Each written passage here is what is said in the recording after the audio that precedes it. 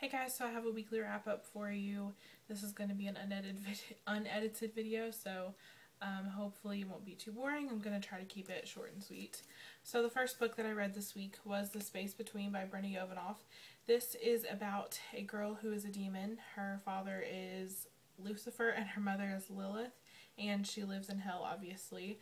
But she has to come to Earth sort of on this journey to help save her brother. So it was really good, and Brenna Yovanoff's writing was really unique, but I really enjoyed it personally, and I'm excited to try her other books. She also wrote The Replacement, and then she has a new book coming out called Paper Valentine. I think it comes out in January, so I'm very excited for both of those books. Then I read Every Day by David Levithan, and this book was absolutely amazing. This is about a person who wakes up in a different body every day, and it does not have a specific gender.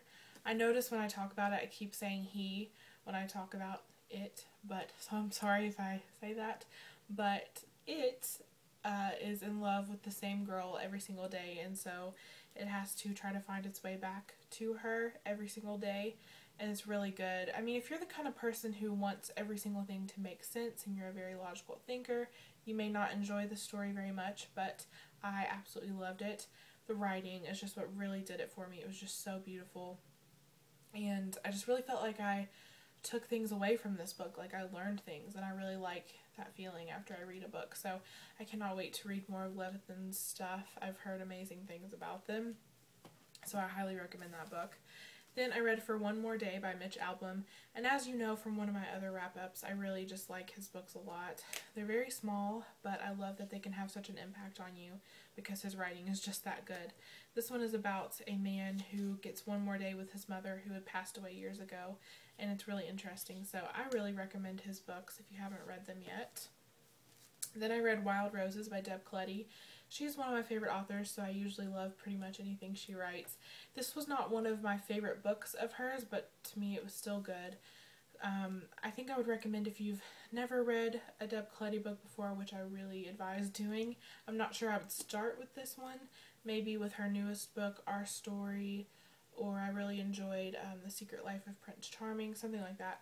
But this book was about a girl whose stepfather is a really famous musician, or he's a violinist, and a big event in his career comes up and he starts to show signs of insanity, and so she kind of has to deal with that, and her family kind of starts to fall apart. So it was a really good story.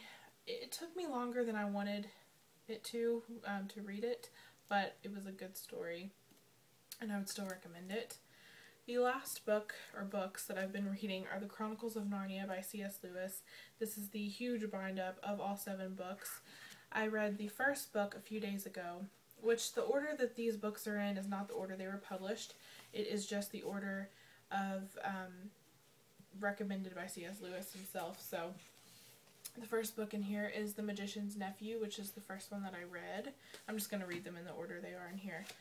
Then I really enjoyed that book, by the way.